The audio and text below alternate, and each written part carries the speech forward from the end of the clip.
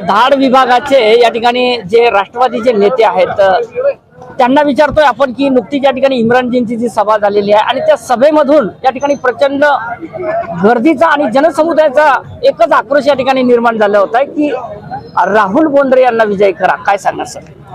बघा, आता तुम्ही इथे हजर होता, तुम्ही इम्रान प्रतापगडी साहेबांची आता सभा झाली. मोठ्या प्रमाणावर लोकांना बसण्यासाठी सुद्धा इथे जागा नव्हती. एवढ्या मोठ्या प्रमाणावर म्हणजे संपूर्ण लोकांची जी मनस्थिती आहे ती परिवर्तनाची आहे. म्हणजे 100% असं आता तुम्ही पण सगळं पाहू राहिले वातावरण. आणि फक्त चिखली मतदारसंघाचं नाही, संपूर्ण महाराष्ट्रात परिवर्तनाची लाट आहे.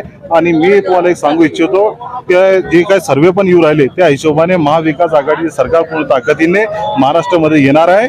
आणि येणाऱ्या 23 तारखेला महाविकास आघाडीचे सरकार पूर्ण ताकदीने येईल हा मला विश्वास आहे. आपण या ठिकाणचे निवासी आहात, काय या ठिकाणी कार्यकर्त्यांना आवाहन करणार? मी आता सर्व लोकांना इथे मी एक आवाहन करू इच्छितो की मागील काळामध्ये 10 वर्ष माननीय राहुलभाऊ बोंद्रे आमदार राहिले, एक सुसंस्कृत आणि उच्च शिक्षित आणि ज्यांनी लोकांना रोजगार देण्याचे काम केलेले, सुतगिरणी असो, कॉलेज असो, या माध्यमातून लोकांना त्यांनी रोजगार निर्माण केला.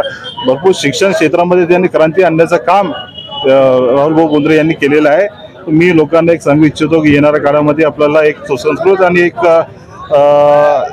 शांततेप्रिय आपलं जर वातावरण आपल्याला निर्माण करायचं असेल तर आपण पंजा या निशाणीवर येणाऱ्या 20 तारखेला बटन 2 नंबरचा बटन दाबून राहुलभाऊ बोंद्रे यांना प्रचंड मतांनी आपण निवडून द्यावे हे विनंती मी आजच्या या घडीला करू इच्छितो. सर, या ठिकाणी माजी आमदार रेखाताई खेडेकर असतील आणि जे माजी आमदार आहेत आताचे सध्याचे उमेदवार राहुलजी बोंद्रे, त्यांचा कार्यकाळाबद्दल आणि आता येणाऱ्या ज्या भविष्य काळामध्ये त्या निवडून येणाऱ्या जे आमदार आहेत त्या आमदाराकडून काय अपेक्षा राहील या सरकारच्या माध्यमातून? मी आता मागच्या 15 वर्ष जे आहेत माजी आमदार रेखाताई खेडेकर आमदार राहिले, 10 वर्ष आणि राहुलभाऊ बोंद्रे आमदार राहिले. पण या 25 वर्षामध्ये जे काही त्यांनी एक शांततेप्रिय विकासात्मक काम होत असतात, विकासात्मक काम त्यांनी केलेलं आहे.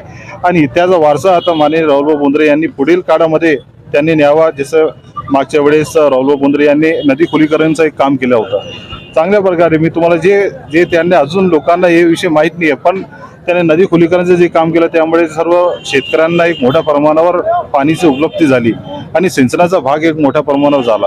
म्हणजे त्या हिशोबाने असे म्हणजे पांधन रस्ते असो, पांढर रस्त्याचं काम असो, जे लोकांचे भरपूर शेतकरी लोकांना एक अडचण निर्माण झाली होती मागच्या वेळेस, त्याने ते सोडवण्याचा प्रयत्न केलेले आहे. अशा सुसंस्कृत अशा माणसाला आपल्याला निवडून आणायचं आहे. आणि त्यांच्याकडून आमच्या सर्व लोकांना अपेक्षा आहे की त्यांनी जे काही काम रखडलेले आहे, भरपूर असे काम आहे जे लोकांना पाहिजे, त्या हिशोबाने त्यांनी भविष्यामध्ये आम्ही सुद्धा त्यांना मागणी करू.